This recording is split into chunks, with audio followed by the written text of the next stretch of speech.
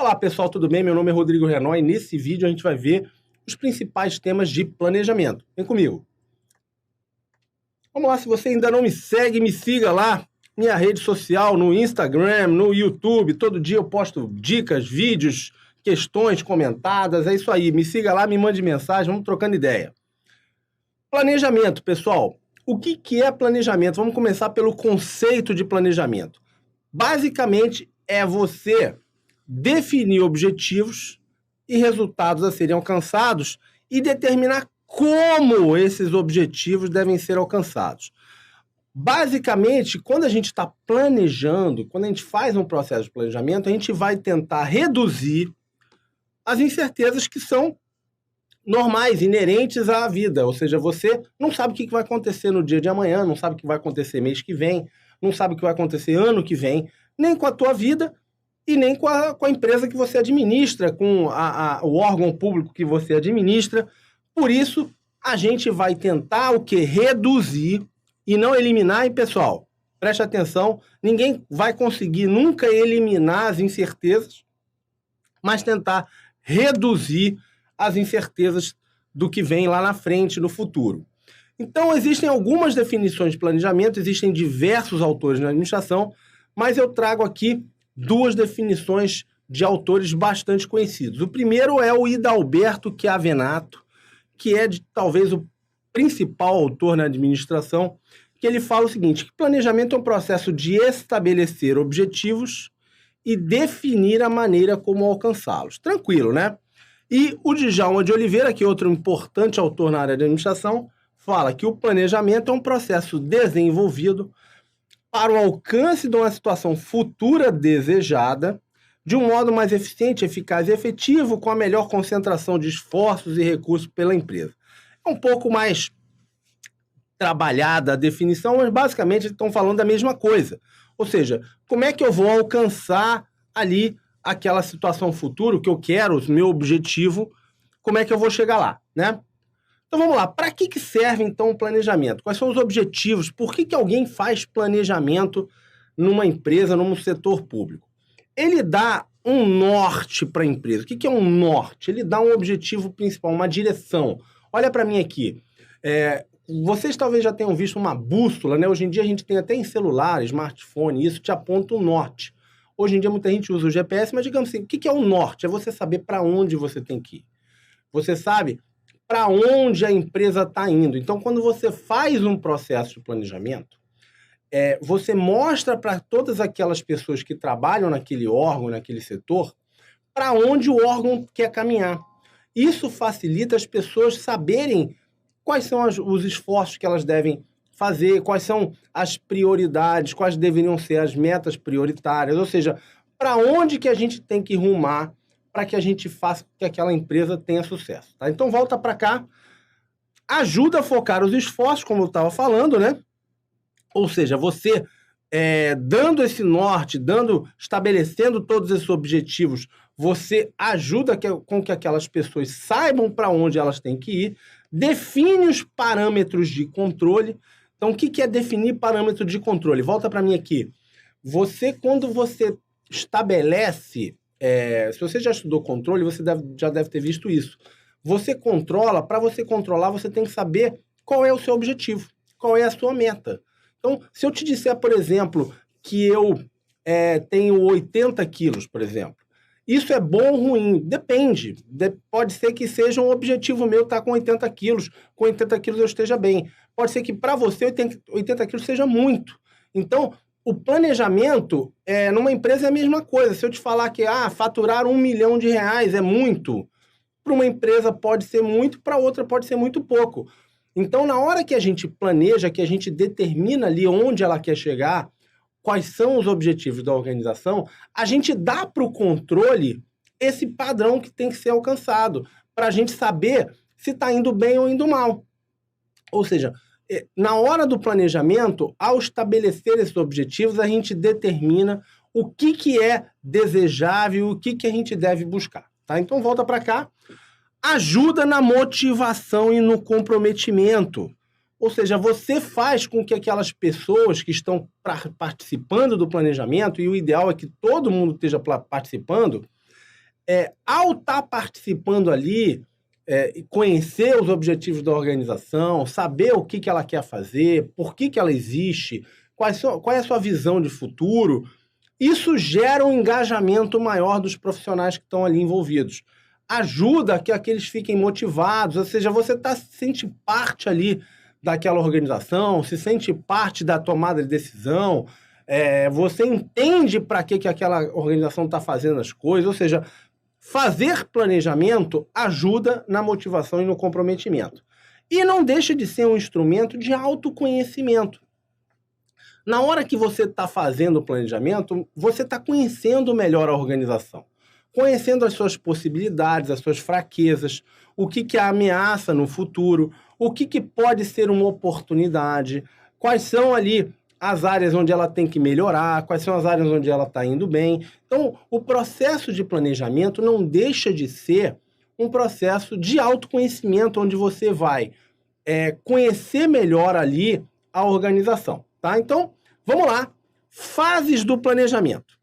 Esse é um tema que antigamente, vem para mim aqui, antigamente era muito comum cair questão sobre isso e ter recurso em prova. Muito comum. Por quê? Porque as bancas não trazem a bibliografia, então você não sabe de que autor ela está puxando, e a questão falava, a primeira fase do planejamento é isso, a segunda fase é aquilo. E aí você ia na literatura, cada autor fala uma fase diferente. Então, como é que você vai adivinhar qual é o que a banca está trazendo, né? Então, eu trago isso aqui sempre para vocês terem ideia do que diga assim, do que pode cair numa prova, tá? Hoje em dia não tem caído muito isso, mas só para vocês saberem que não existe consenso sobre a ordem das etapas no planejamento estratégico. Existem autores que falam de uma maneira e tem autores que falam de outra. Então, vem para cá para a tela. Não existe consenso, então, entre qual seria a primeira fase do planejamento.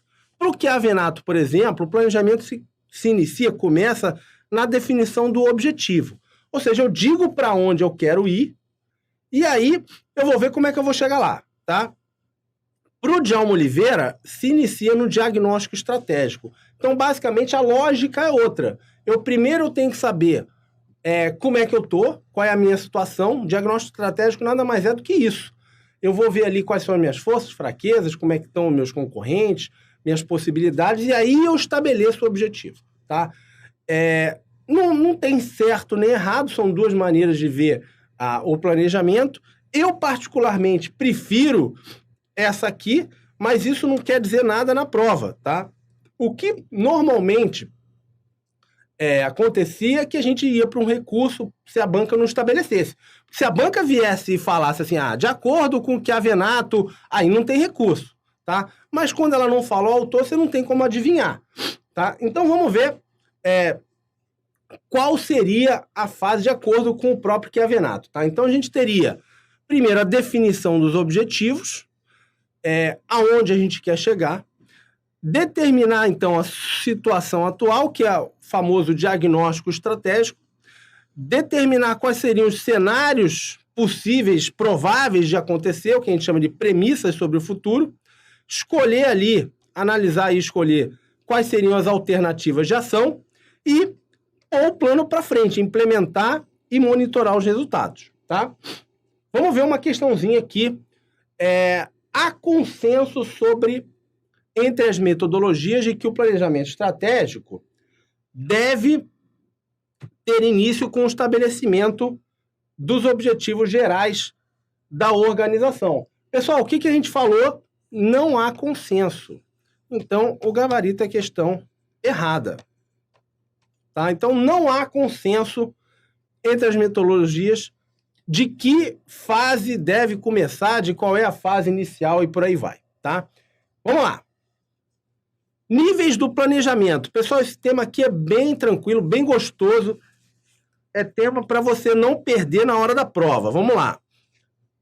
A gente tem essa pirâmide aqui, mostra como se fosse uma organização. Por quê? Se você parar para pensar, tem menos gente aqui no nível estratégico, que no caso do setor público seriam ali os ministros, os secretários e por aí vai, do que no nível operacional. No nível operacional tem um monte de gente, né? Aqui tem, vamos lá, o pessoal que trabalha no batidão ali, os analistas, os técnicos, de repente ali os chefes de seção e por aí vai. Aqui seriam os coordenadores, os gerentes. Então, basicamente, quando a gente mostra uma pirâmide dessa, quando a gente está tentando representar uma organização, é te mostrar que aqui, no nível estratégico, tem pouca gente, aqui tem mais, e aqui é a base, digamos assim, da organização, com o grosso do pessoal que trabalha ali, tá? Então, vamos lá. O que a gente fala, quais são esses níveis e por que a gente estuda isso? O nível estratégico é o pessoal que manda na organização, tá? E por isso ele tem que pensar naquela organização como um todo. Ele pensa na organização inteira e quais são suas relações com o mundo externo. Então, por exemplo, aqui, com outros órgãos,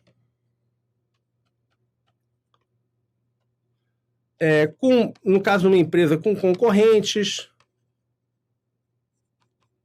com fornecedores, qual é a tecnologia que ela usa, como é que está a situação econômica, regulatória. Ou seja, quando a gente está ali no nível estratégico, a gente está olhando não só para a organização como um todo, mas com o meio ambiente ali que cerca aquela organização e um foco normalmente para o longo prazo. Então, olha para mim aqui. Se você está no nível estratégico, você não está preocupado, ou pelo menos não deveria estar, com como aquele cara lá embaixo está fazendo a tarefinha dele, qual é o dia a dia dele. Você está pensando no que a gente chama no grandes problemas, digamos assim, grandes negócios, como os americanos falam, big picture. Ou seja, o que é isso? Se olhar a organização como um todo, quais são os seus problemas maiores, o que ameaça aquela organização, tá? Então, quando a gente pensa em planejamento, a gente pensa o seguinte: longo prazo, ou seja, o cara não está focado no amanhã só, ele está focando no longo prazo, na organização como um todo, e tem uma visão mais genérica dos problemas, mais abstrata, não está focado no detalhezinho, tá? Vem para cá.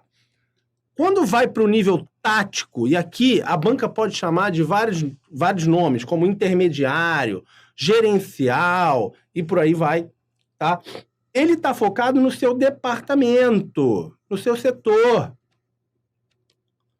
na sua gerência, tá? Então, vamos imaginar o cara está aqui, ele está preocupado com o setor dele.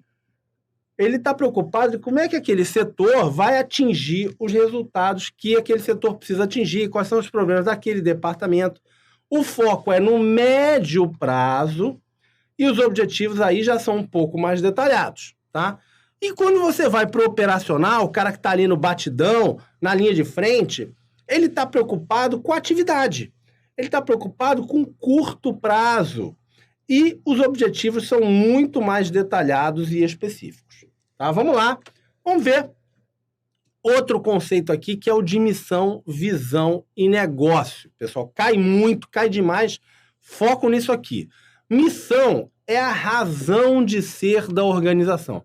Se você lembrar disso aqui, dessa definiçãozinha aqui, vou botar até um asterisco aqui, você vai matar 80% a 90% das questões de missão, tá? Então, missão é a razão de ser. Para que ela existe? Por que ela foi criada, tá? Então, quando vem para mim aqui, normalmente quando você vai ver uma declaração de missão num site, ali na própria empresa, às vezes você chega na porta, tem lá missão, o que ela quer fazer da vida, por que ela foi criada, então, assim, qual é o problema ali que ela veio tentar resolver. É algo que normalmente não é algo que muda muito com o tempo, muito pelo contrário. Aquilo ali é raramente revisto, tá? Porque é o quê? É bem genérico. Então, por exemplo, desenvolver energia sustentável, resolver o problema de transporte público barato para a população. Então, é algo que provavelmente não mudará muito com o tempo. Vem para mim aqui. Mostra, então, qual é o papel da organização na sociedade, o que ela veio fazer, o que ela veio resolver.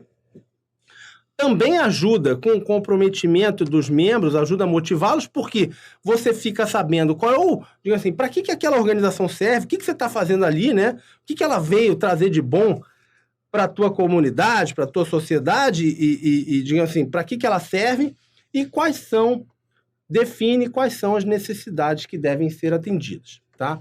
Já quando a gente fala de visão aqui de futuro, a visão de futuro já é como se fosse um macro-objetivo, diga assim, onde você quer chegar, qual é o destino desejado daquela organização. Então, pensa você, olha para mim aqui, você está estudando para um concurso, concorda? Você quer fazer um concurso, mas não é isso o que você quer, não é verdade? Ou seja, na verdade, todo mundo quer fazer um concurso porque quer mudar de vida. Então, muito provavelmente, você quer, se a gente pudesse pegar o conceito de visão, tirasse daquela organização e passasse para a tua vida, o que seria a tua visão de futuro? Pensa 10 anos na frente. Aí muito provavelmente, você está pensando agora, daqui a 10 anos eu quero estar, além de ter passado no concurso, eu quero estar, por exemplo, quero ter comprado um apartamento e quero viajar, quero ter casado, estar com 2 filhos, ou quero, seja lá o que for. Então, o destino desejado é aonde você se vê daqui a um tempo razoavelmente grande. Não é daqui a 1 ano, não é daqui a 2 anos, é daqui a 10 anos. Para a empresa, para a organização, é a mesma situação. Aonde aquela organização se vê daqui a uns 10 anos, por exemplo. Tá? Eu quero ser a líder de mercado no Brasil na área de pintura industrial. A gente quer aqui ser a principal agência de publicidade do Brasil. A gente quer ser um líder na América Latina de sei lá o quê. É esse o conceito de visão, tá? Então, volta para cá. Normalmente, não vai estabelecer valores. Eu quero tantos % do mercado. Você está mostrando uma direção geral. Algo, digamos assim, mais ou menos abstrato que você quer buscar, tá? Então, vamos lá. Já outra definição, que já não cai tanto quanto de missão e visão, é a de negócio. A de negócio, ela é um pouco mais conjuntural do que a de missão. Então, o que é um negócio? Você vai, digamos assim, definir o que você faz naquele momento. Então, por exemplo, a Petrobras, ela, se você for ver ali, provavelmente a missão dela tem algo relacionado à energia. Mas, nesse momento, o principal negócio dela é petróleo, é exploração e refino de petróleo, tá? A mesma coisa da Fiat. Ela, digamos assim, pode ser que a alternativa de transporte ali, gerar alternativas de transporte sejam parte da missão. Só que, neste momento, o principal negócio dela é venda de automóveis, tá? A definição do negócio ajuda a definir a estratégia. E ele está relacionado a quais são as necessidades ali que você está oferecendo, quais são os benefícios que você oferece. Afinal, por que o cliente te escolhe, né? Por que o cliente compra o teu produto e não o do teu concorrente? Agora a gente vai falar um pouco mais sobre os objetivos estratégicos, táticos e operacionais. E para isso, era importante aquela definição que a gente viu lá de níveis do planejamento. Você lembra que ele falou nível estratégico, nível tático, nível operacional? É para isso que a gente está... digamos assim, para esse tipo de definição, é importante você ter entendido aquele conceito lá atrás. Vamos imaginar aqui uma empresa do ramo hoteleiro, né? Então, eu trouxe aqui um exemplo do ramo de hotéis. Olha para mim aqui, quando a gente vai fazer o planejamento estratégico, um conceito que você precisa entender é o seguinte, existe a definição dos objetivos do plano estratégico lá pela cúpula. Isso vai descendo, vai acontecendo o que a gente chama de desdobramento do planejamento estratégico. Ou seja, você vai pegando ali aqueles grandes objetivos e tal da organização como um todo e vai quebrando aquilo em objetivos tanto para as áreas, para os setores, quanto para o setor, para o nível operacional, para cada tarefa, cada atividade. Então, volta para cá para a gente ver como é que vê isso na prática. A gente vai... vamos imaginar aqui um caso específico para vocês entenderem na prática. Imaginar que essa empresa queira entrar no mercado de resorts em 2 anos, tá? Então, ele quer entrar nesse mercado. O que ele vai precisar fazer? Esse é um objetivo estratégico, tá? O objetivo daquela organização como um todo, que é entrar num outro ramo, num outro setor ali da economia, num prazo de 2 anos. O objetivo tático, a gente tem aqui, vai quebrar de acordo com a área. Então, por exemplo, aqui é a área de RH, recursos humanos. Aqui já é a área de finanças. Cada um dos seus gerentes vai ter objetivos diferentes, objetivos táticos. No caso do pessoal de RH, por exemplo, um dos objetivos que ele vai ter é de atrair pessoal para esse resort. Ou seja, você precisa de gente para trabalhar ali. O resort não é só o hotel, construir aquele hotel ou comprar aquele hotel. É você ter pessoal treinado ali para trabalhar naquele hotel, ter pessoal capacitado e por aí vai, tá? Mas vamos pegar um objetivo só, que a gente poderia ter vários para o pessoal de RH, mas um só que seria o de atrair pessoal, ou seja, contratar pessoas para aquilo ali, tá? Eu tenho que atrair pessoas. Isso aqui vai quebrar em vários objetivos operacionais. Então, por exemplo, aqui eu tenho recrutar 2.000 pessoas, treinar pessoal e por aí vai. Ou seja, um objetivo tático, ou seja, pensando aqui no departamento de RH, vai quebrar em diversos objetivos operacionais relacionados a cada tarefa, cada atividade que o pessoal vai fazer ali dentro do departamento. A mesma coisa no setor financeiro. Então, por exemplo, um objetivo tático seria o de captar 200 milhões no mercado. Eu preciso de 200 milhões para operar aqueles hotéis, para comprar o hotel e por aí vai. Por exemplo, uma atividade poderia ser lançar debêntures no mercado, contratar dívida, ou seja lá o que for. Isso aqui tem que ter um planejamento para isso também. Você tem um objetivo operacional para isso aqui, tá? Então, o que eu estou querendo mostrar é o seguinte: existem objetivos para cada nível do planejamento, tanto para o nível estratégico, quanto para o nível tático ou intermediário, quanto para o nível operacional. E os objetivos estratégicos, naturalmente, estão baseados ali na visão e na missão, tá? Vamos que vamos. Análise SWOT, esse é outro tema, vou marcar com outro asterisco aqui. Tema muito, muito cobrado quando a banca fala de planejamento, tá? Muito cobrado e não é um tema difícil, não é um tema muito complexo, é um tema que dá para a gente matar tranquilamente. Foco nisso aqui porque vai cair na tua prova. Vamos que vamos.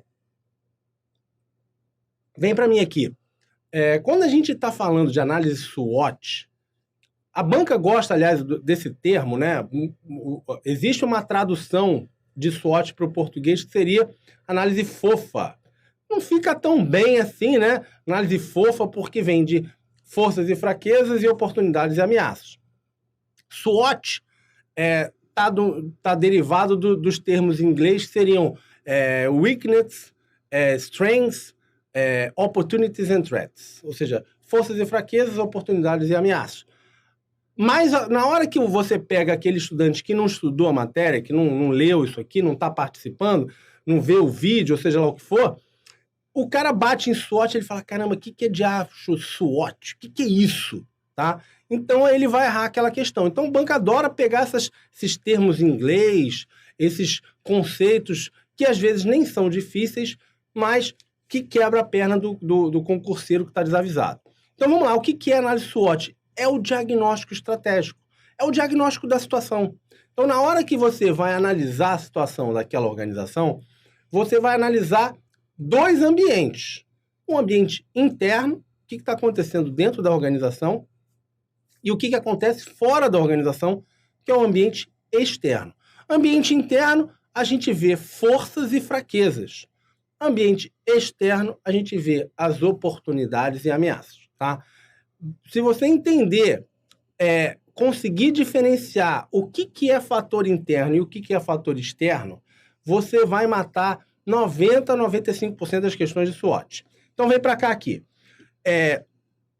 Você tem, então, vou quebrar aqui, tá? Você tem para cá o que acontece dentro da organização. Nossa, minha seta tá ruim demais. Dentro da organização.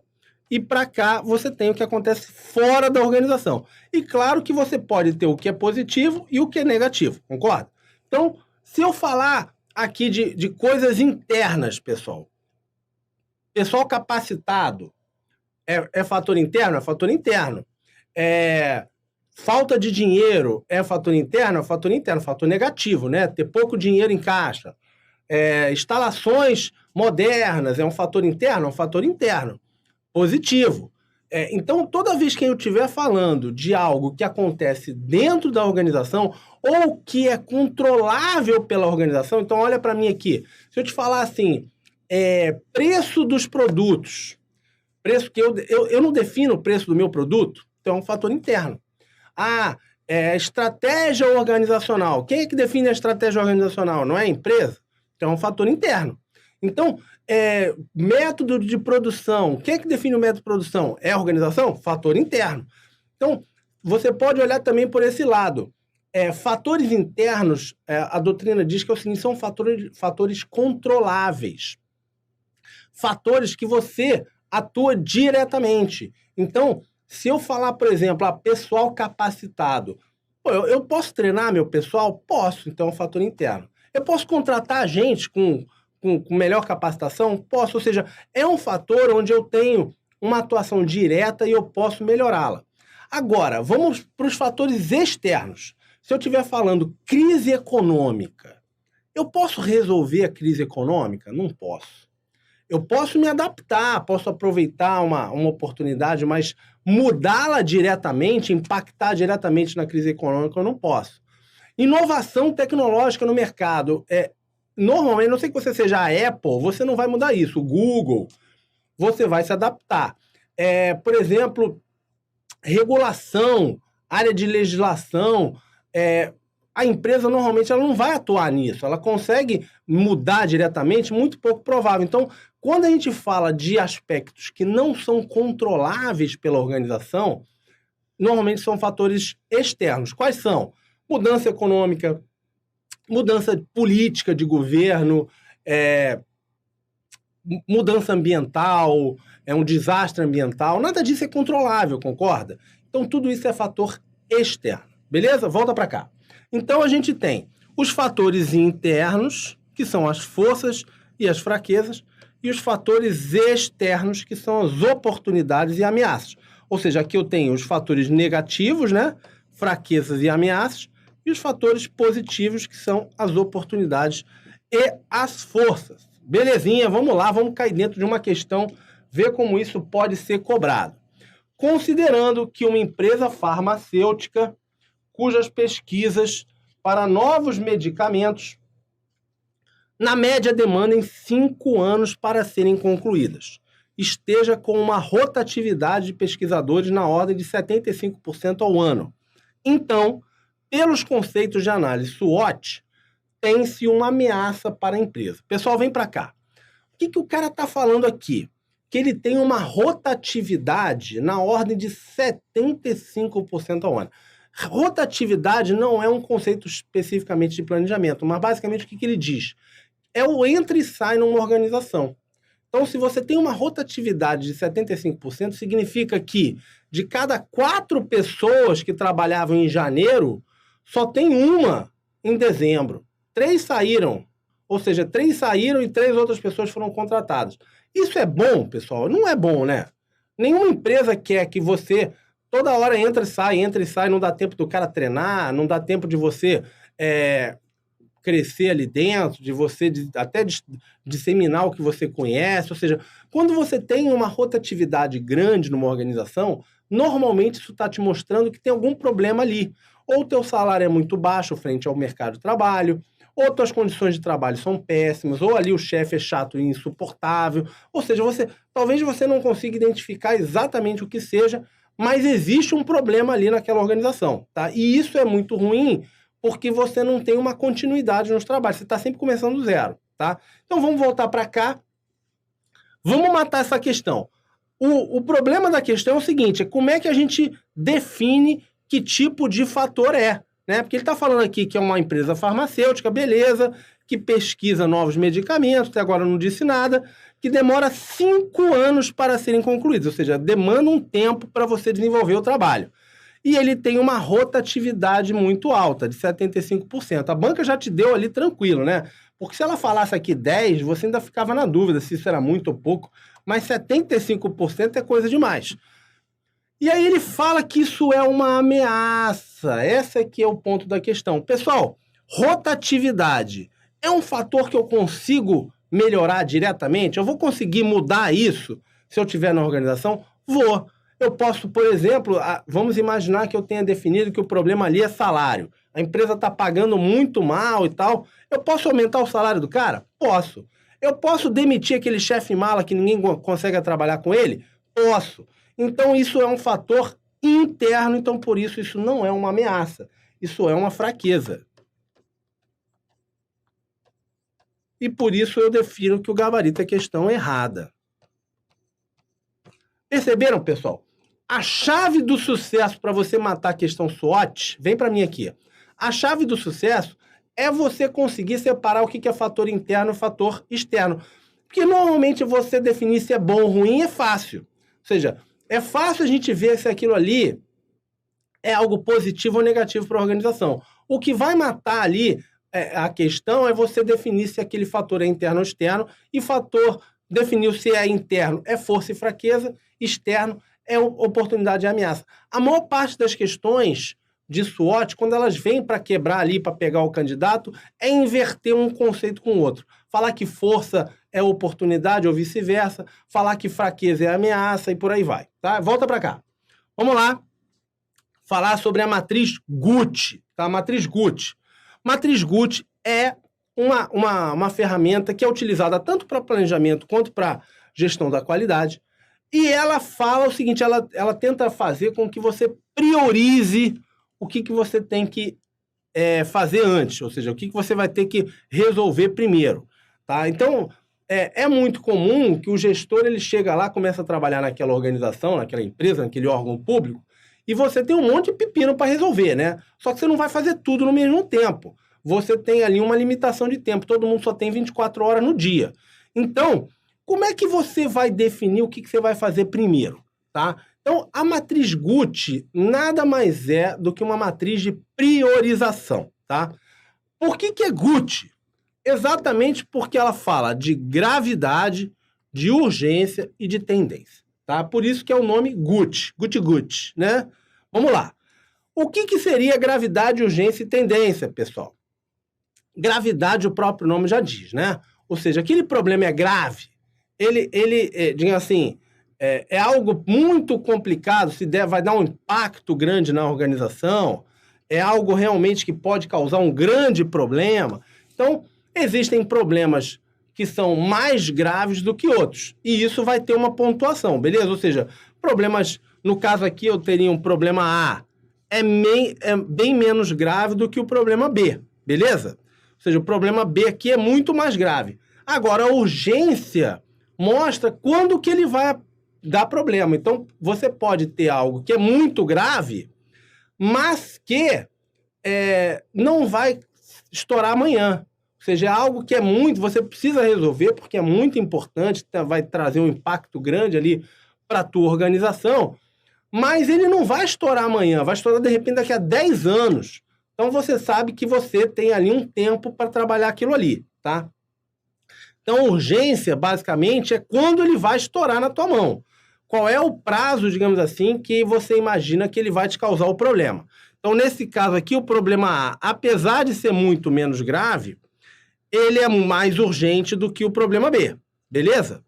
E, por fim, a tendência. O que é a tendência? Olha, às vezes o problema não é grave, mas se você não cuidar dele, ele tem uma tendência de piorar rápido. Então, olha, esse problema aqui é razoavelmente simples, mas ele tem uma tendência de piorar rápido, enquanto que às vezes o outro, não, olha, ele vai piorando com tempinho, vai estourar daqui a 10 anos lá, tá? Então a tendência nada mais é do que a velocidade de piora daquele problema. Existem alguns problemas que vão evoluir rápido e outros que vão demorar para aquilo ali piorar. No caso, vocês veem que, apesar do problema B ele ser bem mais grave que o problema A, como a tendência do problema A é muito maior do que a do problema B, você teria que tratar o problema A primeiro, tá? Então, basicamente, a matriz Gucci, a ferramenta Gucci, ela te ajuda a definir prioridades, ou seja, qual é o problema que você tem que tratar primeiro. Show de bola? Vamos que vamos. Planejamento por cenários. Vem para mim aqui. Planejamento por cenários nada mais é do que você montar cenários futuros, ou seja, situações futuras. Pensa o cenário, o próprio nome já diz, pensa num teatro, se você já foi numa peça de teatro. Entre um ato, né, como se chama, e outro, fecha ali a cortina, fica tudo escuro, aí eles trocam ali aquele cenário por trás. Aí o nome vem disso aí. Estava ali tratando, por exemplo, numa floresta, aí tem sempre no fundo umas imagens de floresta e tal. Aí vai para o outro ato, eles mudam o fundo, botam um fundo diferente. Então, nada mais é do que uma situação, uma situação possível. Tá? Quando a gente pensa numa organização, por que a gente pensa em estudar cenários e fazer um planejamento por cenários? É a gente imaginar quais seriam os cenários, as situações possíveis de futuro, e aí, claro, a gente tentar analisar o que a gente faria em cada uma dessas situações. Tá? Então, volta para cá. São imagens de futuros possíveis. Então, vamos imaginar, por exemplo, vem para mim aqui, vamos imaginar, por exemplo, que você esteja fazendo uma análise de cenário, você tem uma empresa brasileira, um cenário possível seria, por exemplo, a eleição presidencial, que a gente acabou de passar. Então, você pensa, se ganhar o candidato A, qual seria a situação econômica, financeira do país, e aí o que eu faria com uma organização? Se ganhar o candidato B, aí eu imagino que vai acontecer tal coisa ou tal coisa. Então, assim, de acordo com a vitória de um candidato ou de outro, eu tenho cenários diferentes, não tenho? Tenho um caminho, uma política econômica diferente, uma política industrial diferente. Uma empresa faria essa análise analisando esses possíveis futuros situações, ganhando um ou ganhando o outro. Você poderia fazer essa análise também em relação a ter uma crise econômica ou não, o país crescendo. Se aparecer, se essa tecnologia der certo. Então, por exemplo, hoje está começando a aparecer o carro que se autoconduz, né? Carro autônomo. Se essa tecnologia funcionar, como é que vai estar minha empresa daqui a 5 anos? Se ela não funcionar, como é que estaria minha empresa daqui a 5 anos? Ou seja, cenários são situações possíveis. Então, volta para cá. O planejamento com cenários, então, ele constrói essas histórias que mostram alguns caminhos que aquela organização pode percorrer. Beleza? Obviamente, ele é um auxílio para ajudar as pessoas no seu aprendizado, ou seja, o que pode acontecer? E acontecendo esse cenário, o que a gente vai poder fazer, ou o que a gente tem que investir hoje para poder aproveitar esse cenário lá na frente? Então, ele está ligado à tomada de decisões hoje, atuais, e a compreensão de como essas decisões podem afetar a nossa situação futura. Então, você pode analisar, por exemplo, olha, se eu fizer isso aqui, eu vou me preparar para, se o cenário que eu estou imaginando que tem uma boa chance de acontecer, realmente acontecer, eu estou pronto para aproveitar aquela oportunidade. Ou, não, eu vou fazer vou investir nessa área aqui, porque eu acho que aquele cenário ali tem uma boa chance de acontecer, e se acontecer, eu estou protegido. Então, o cenário pode funcionar tanto para você tentar aproveitar alguma oportunidade que você acha que pode acabar acontecendo, como para se proteger de algum cenário ruim que você acha que tem a chance de ocorrer, tá? Então, vamos lá ver quais são as abordagens possíveis no planejamento por cenário, tá? Existem basicamente 2 que são cobradas em concurso. A primeira, que é a projetiva, que o próprio nome já diz, ele projeta um cenário futuro que gera um único cenário, tá? Eu, particularmente, não acho que isso é o ideal, mas, de qualquer maneira, isso cai em concurso e leva para a tua prova, tá? Basicamente, o que a abordagem projetiva diz? Você tem ali o que já aconteceu, a tua situação presente, e você imagina um cenário futuro, você projeta um cenário futuro, um único cenário, tá? E você tem a abordagem prospectiva, que é na minha maneira de ver, o melhor que você precisa fazer, que é você gera vários cenários. Você gera várias situações futuras. Cenário 1, cenário 2, cenário 3, gera diversos cenários, tá? Com isso, obviamente você tem ali, por exemplo, no caso seria um cenário mais positivo e tal, um cenário seguindo a tendência e um cenário negativo aqui, tá? Vocês precisam entender que vocês têm essas duas abordagens no planejamento por cenários. E quais são os atributos? O que um cenário precisa ter para ele fazer sentido, para ele servir no teu planejamento? Primeiro, ele precisa ser claro. As pessoas precisam entender facilmente ali o que ele... qual é aquela situação, o que realmente vai acontecer. Outra coisa é ele ser plausível. O que é plausível? Ele precisa ser algo que tem chance de acontecer, né? Então, olha para mim aqui. Não adianta não você imaginar maluquice. Claro que pode ocorrer algo muito fora da curva? Pode. Quem imaginava que o Donald Trump ia ser presidente dos Estados Unidos? O próprio Bolsonaro. São coisas que, se você falasse 2 anos antes da eleição, ninguém ia dizer que podia acontecer. Mas, se a gente pensar sempre assim, algo muito fora do provável, não serve tanto para a gente fazer um cenário. Então, assim, a gente tem que pensar no que é possível de acontecer, mais provável de acontecer, tanto negativo quanto positivo, tá? Então não adianta assim, o que eu vou fazer se cair um meteoro na minha casa? Pô, qual é a chance de cair um meteoro na tua casa, né? Pequena. Então, você, em geral, quando você faz análise de cenários, você pensa nas coisas que têm maior probabilidade, ou tenha alguma probabilidade razoável de acontecer, tá? Outra coisa importante é que ele seja relevante. Relevante. Então, não adianta você se preocupar com coisas que são pequenas, que são ínfimas, que não vão mudar muito a tua situação. O que vai acontecer? Vamos imaginar aqui que eu estou aqui no Ministério da Economia. O que vai acontecer se o 15 de Piracicaba ganhar o Campeonato Paulista? Convenhamos, não vai mudar nada no Ministério da Economia se o 15 de Piracicaba ganhar o Campeonato Paulista. Com todo respeito ao 15 de Piracicaba. Tá? Então, você tem que pensar em fatores importantes ali em relação àquele órgão, em relação àquela empresa. E ser focado. Não pode ser algo muito abrangente, não pode ser nada muito genérico que não vai te adiantar. Tá? Então, vamos lá. Vamos cair dentro de uma questãozinha aqui. Vamos ver como isso pode ser cobrado. São as abordagens prospectiva e projetiva consideradas as principais formas básicas de desenvolvimento de cenários. Tá certo isso, pessoal? Tá certo.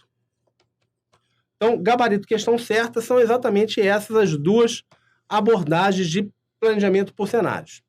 Vamos falar agora do Balance Scorecard, que é outro tema muito, muito cobrado quando a banca fala de planejamento. Outro tema aqui que é campeão de cobrança. Vamos lá, BSC, que muitas vezes a banca fala aqui de BSC, que nada mais é do que Balance Scorecard. Balance Scorecard, pessoal, ele veio da necessidade. Isso foi desenvolvido no setor privado, né? Necessidade de você não focar só nos aspectos financeiros. Então, vem para mim aqui.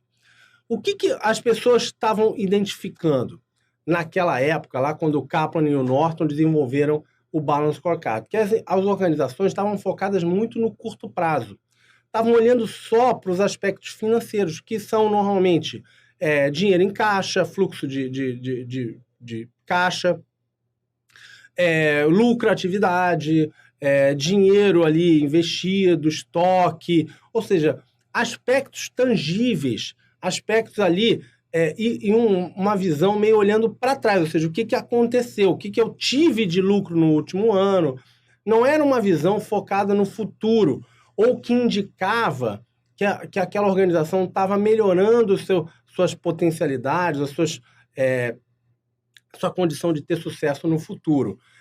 Então, se via essa análise exclusivamente pelos aspectos financeiros como limitada e que via só um aspecto da organização, porque você tem diversos aspectos na organização que não são mensuráveis dessa forma. Então, vamos imaginar o valor da marca. Quanto é que vale você ter uma marca reconhecida? Vale um dinheiro, concorda? Então, se eu te disser que eu vou te passar a marca da Coca-Cola ou a marca da Nike ou da Apple, isso vale bilhões de dólares.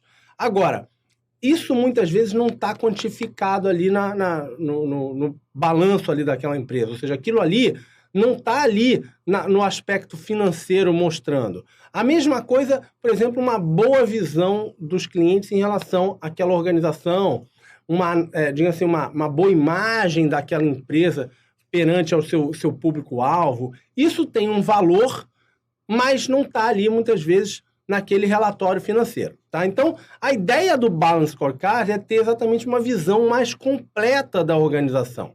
Seria a mesma coisa que você está dirigindo num carro e ter só o ponteiro do velocímetro ali, de quantos quilômetros você está indo.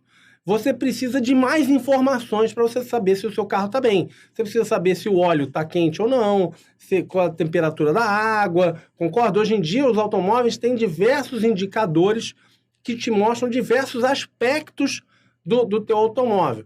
O Balance Scorecard tenta fazer isso para a organização. Então, volta para cá. Monitorar somente os dados financeiros não é mais o suficiente, porque esses dados financeiros mostram só os fatos que já aconteceram, passados, dados contábeis. Financeiros só vão analisar os ativos tangíveis. O que são tangíveis, gente? Concretos.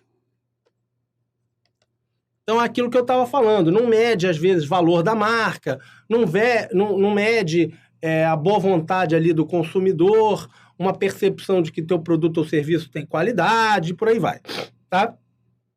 O BSC, então, ele busca complementar os dados financeiros, ou seja, não deixa de analisar o aspecto financeiro, com vários indicadores que vão medir outros fatores, e fatores que, em geral, indicam que vão levar a que aquela organização tenha sucesso no futuro.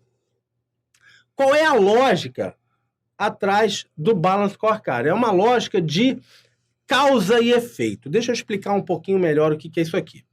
Esses são as perspectivas originais do Kaplan e do Norton. Ou seja, eles, quando criaram o modelo tinha essas 4 perspectivas: aprendizado e crescimento, processos internos, clientes e aspectos financeiros. Qual é a lógica por trás desse modelo? Você vai medir e você vai investir o que você está jogando aqui dentro, ou seja, treinamento de pessoal, investimento em inovação, investimento em tecnologia e tal.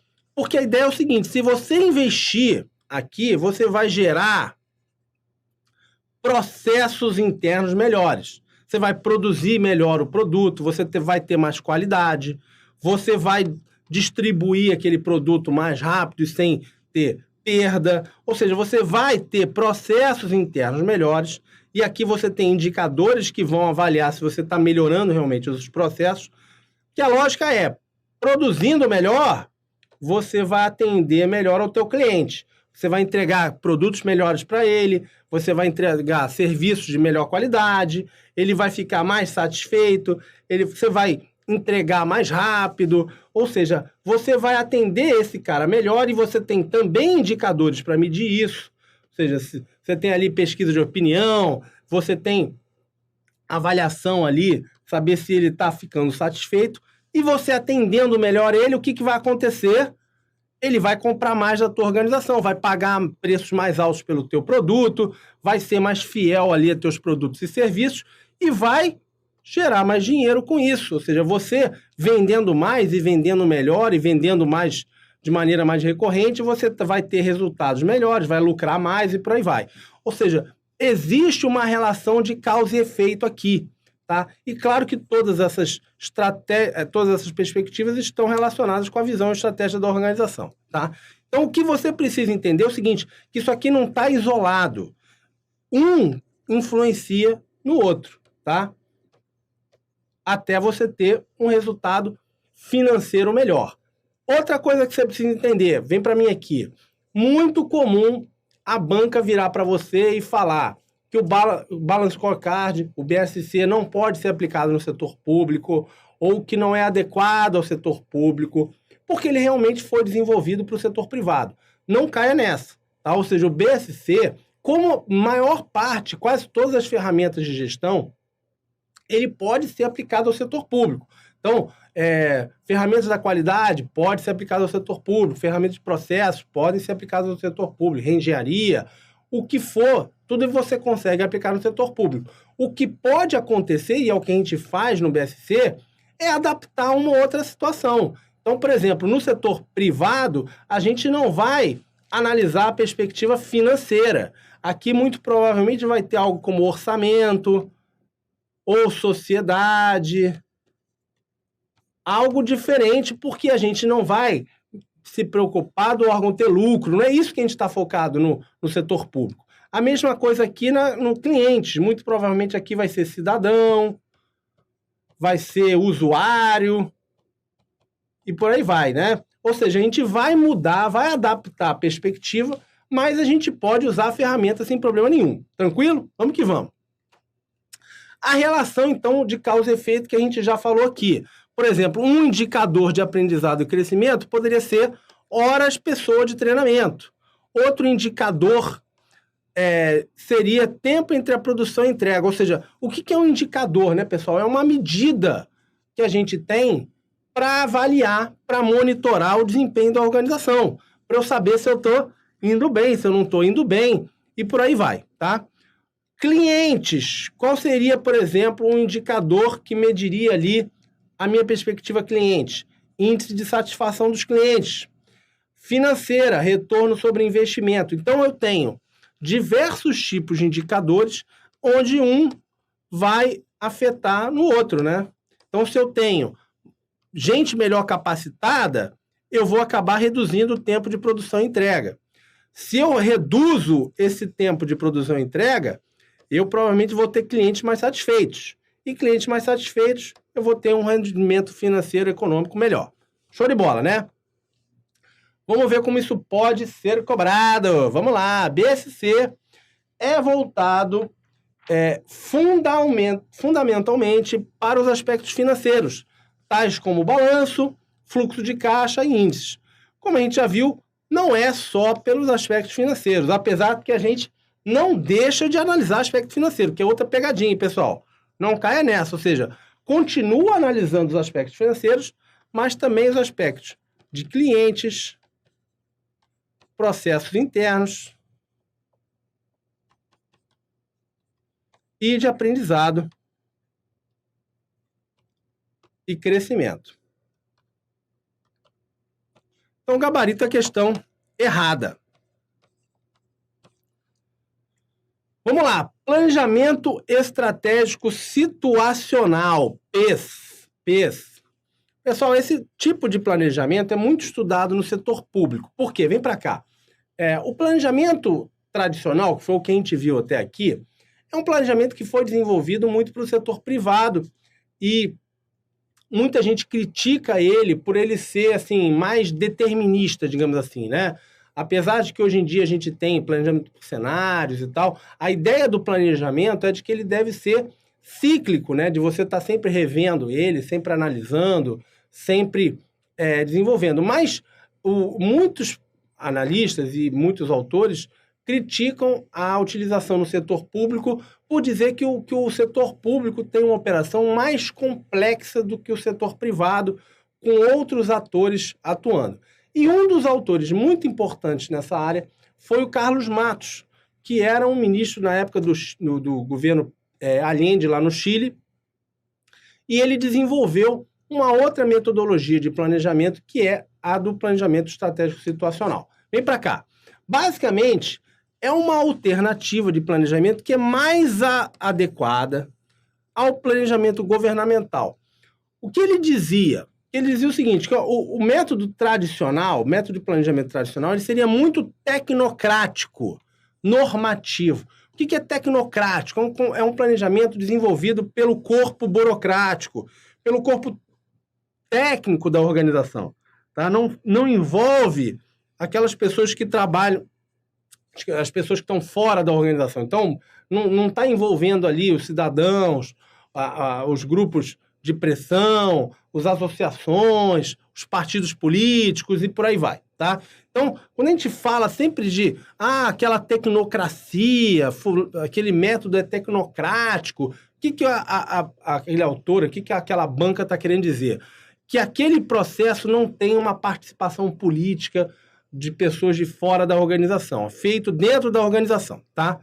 E normativo, pessoal. Normativo significa algo que é desenvolvido ali dentro daquela organização e diz como tem que ser. Olha, a gente tem que fazer isso, tem que fazer aquilo.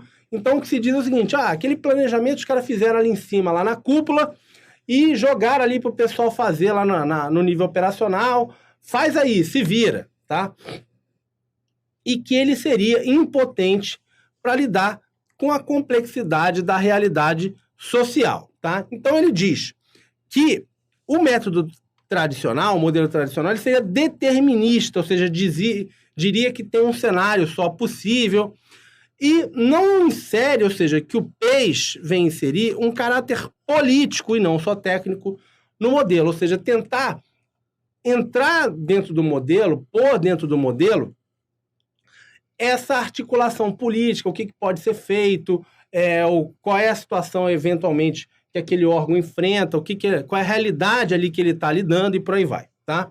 O que ele está querendo dizer, o Carlos Matos, é o seguinte, que você, no planejamento tradicional, você imagina poder controlar a realidade e que o PES diz que você busca só influir, ou seja, você tem noção de que você não controla ali vários aspectos e que você precisa tentar influir na realidade, seria mais flexível. Um dos pontos mais importantes do PES é exatamente esse tripé aí, esse triângulo, que é o triângulo do governo, que o Carlos Matos fala, que é o de projeto de governo, da governabilidade e da capacidade de governo, tá? Então, o que ele diria, pessoal? O que ele diz? Que você tem que analisar 3 aspectos. Primeiro é o projeto de governo. Todo governo, quando assume, ele tem ali o que ele quer fazer. O que ele quer fazer? Quais são os objetivos dele? O que ele quer mudar? Qual é a ideia dele de mundo? Qual é a visão dele das coisas? Quais são as áreas que ele acha mais importante mudar e por aí vai. Agora, não basta você ter um projeto. Você tem que ter o quê? Governabilidade, ou seja, você precisa ter apoio. Você precisa ter articulação. Você vai conseguir votar isso, aprovar isso lá no Congresso? Ou na Assembleia lá do teu estado, ou seja lá onde for? Ou seja, você tem apoio da sociedade para fazer isso?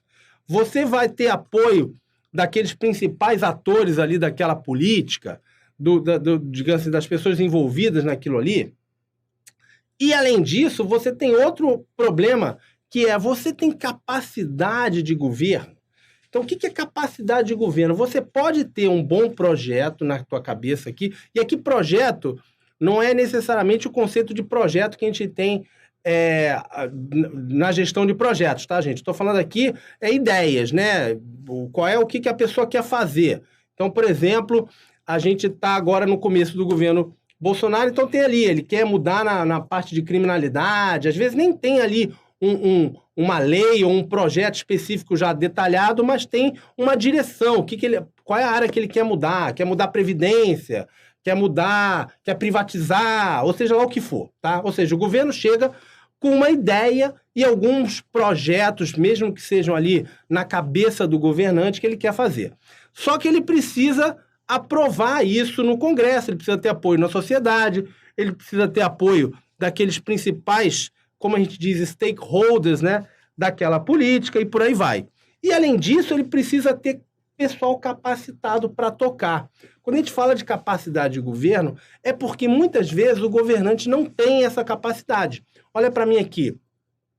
É muito comum quando a gente vai analisar, por exemplo, prefeituras, até às vezes estados, daquele estado ali não ter a capacidade gerencial, capacidade técnica de fazer aqueles projetos funcionarem. Então é muito comum, às vezes até não falta dinheiro mesmo que seja, por exemplo, de financiamento, às vezes tem verba para o órgão pegar, tem verba para o governo federal passar para aquele órgão, mas aquele ente ali, seja um estado, seja um município, não tem capacidade para fazer aquilo ali funcionar.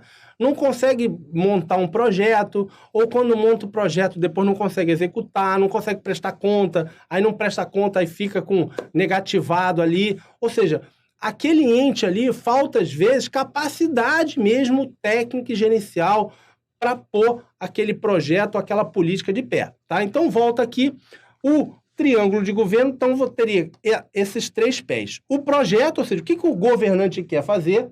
A governabilidade é você ter apoio, articular interesses ali na sociedade, e a capacidade de governo tem ali com a parte gerencial, pessoal, técnica e por aí vai. Tá? Um dos conceitos importantes do PES é esse do cálculo estratégico. O que pode ser feito? Porque não adianta você ter ali, eu quero fazer isso, se você não tem uma avaliação do poder relativo de cada um desses atores sociais. Ou seja, tem alguns atores que podem, por exemplo, me ajudar ou me atrapalhar em cada um desses projetos que eu quero fazer.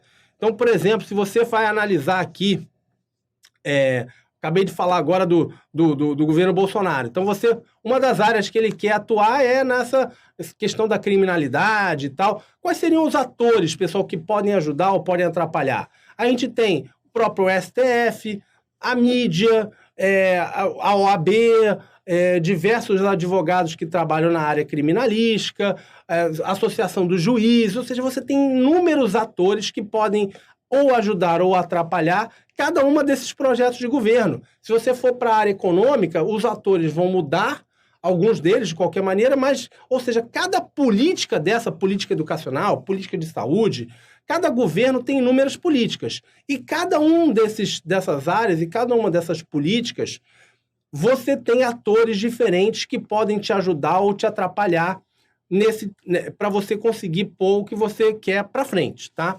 Então, o que o Matos diz é que você tem que verificar a possibilidade de sucesso de acordo com esse triângulo que a gente já falou aqui. Ou seja, tem que ter um projeto, tem que ter governabilidade e tem que ter capacidade de governo. Belezinha? Vamos que vamos. Aqui, basicamente, a gente define qual seria cada um deles, ou seja, o projeto de governo é a existência de projetos e conteúdo da proposta de governo, que começa pela seleção de problemas e pela definição de como enfrentá-los. A governabilidade, ao grau de controle que o governo possui das circunstâncias externas, ou seja, quem pode ajudar, quem pode te atrapalhar, relação entre os pesos das variáveis e o que o governo controla e que não controla, a ideia de você ter alianças e parcerias, recursos políticos e estratégicos, e a capacidade de governo tem relação com a capacidade pessoal e institucional do governo, capital intelectual, a experiência da equipe, capacidade de formular projetos, políticas e normas legais, condições técnicas e administrativas. Vamos que vamos. Outro conceito do planejamento estratégico situacional, e aqui vocês têm que pensar o seguinte, vem para mim aqui, a gente tem que entender que toda questão que vai falar sobre PES vai tratar o PES como positivo, melhor do que o planejamento tradicional. Então, toda vez que cair uma cobrança de PES, o planejamento tradicional é o ruim da história. Lembra disso. Então, volta para cá. O que o Matos fala? Que o planejamento estratégico situacional é contínuo, ou seja, ele está sempre sendo revisto, reanalisado, e que os momentos, que aqui ele não fala em etapas, ele fala em momentos, não ocorrem de modo linear e sequencial, tá? Ou não necessariamente ocorrem de modo linear e sequencial. Ou seja, ele é modular, podendo e devendo ser alterado sempre que os cenários estratégicos mudem. Ou seja, você está sempre adequando o plano à realidade. Aquela história que os generais falam, que nenhum planejamento sobrevive ao primeiro dia de batalha. Você vai começar a executar, você começa a ter que mudar o plano, né? Então, uma mudança, uma diferença entre o PES e o planejamento tradicional é que o PES pensa em momentos e não em etapas. Ou seja, vamos ver aqui cada momento desse e como é que ele funciona. Você tem um momento explicativo, que é você, basicamente, identificar ali quais são os problemas e priorizar os problemas. Então, ele fala de identificação, seleção e priorização dos problemas estratégicos. Basicamente, o que é aquela situação, o que é o problema que você está lidando, o que você precisa fazer. Aqui, o momento normativo, que é você definir as propostas, o que você quer fazer, o que deve ser. O momento estratégico, que basicamente tem relação com o que dá para você fazer, o que eu posso fazer. E o momento tático operacional, que é o momento da ação, que é pôr em prática, que é fazer. Tá? Então, aqui, identificar, priorizar, definir as propostas, pensar o que eu consigo fazer e partir para ação. Tá? Vamos lá. Outro ponto é o seguinte, uma preocupação que o PES tem com a implementação. O que o Matos falava era o seguinte, que o planejamento tradicional, muitas vezes, ele ficava engavetado. Você não se preocupava muito com a execução do planejamento. Tá? Então, o que ele dizia é o seguinte, olha, o plano só se completa na ação. Não adianta você fazer um plano maravilhoso se você não executa. E que na improvisação tática do momento, completa-se o conteúdo prático do plano. Qual é a ideia por trás disso? Olha para mim aqui. É que você, na hora de executar, na hora de implementar, você vai alterar o plano. Ou seja, no fundo, você vai completar o plano. Por quê? Porque você não tem como prever 100% das situações. Você não tem como saber exatamente como é que vai acontecer na hora do vamos ver. E você não tem como separar essas funções de planejamento e execução. Ou seja, olha, lá no nível estratégico, a gente define tudo que o cara vai ter que fazer e o cara, na hora da operação, se vira, vai lá e faz. Ou seja, a ideia dele é o seguinte, olha, essas funções têm que estar interconectadas, você não tem como separá-las. Volta para cá. O PES não separa as funções de planejamento das funções de execução, tá? Ou seja, não só os servidores têm que estar no planejamento, mas também na execução, porque você, na hora de executar, você vai ter que alterar o planejamento. Show? Vamos lá. Questãozinha aqui. O planejamento estratégico situacional separa as funções de planejamento das funções de execução e possui regras mais rígidas do que em casos de planejamento tradicionais. As duas coisas estão erradas. Primeiro, as regras são mais flexíveis. Mais flex. E, além disso, ele não separa as funções de planejamento das funções de execução. Por isso, o gabarito é questão errada. É isso aí. Volta para mim aqui. Espero que você tenha curtido esse vídeo. Até a próxima. Abraço.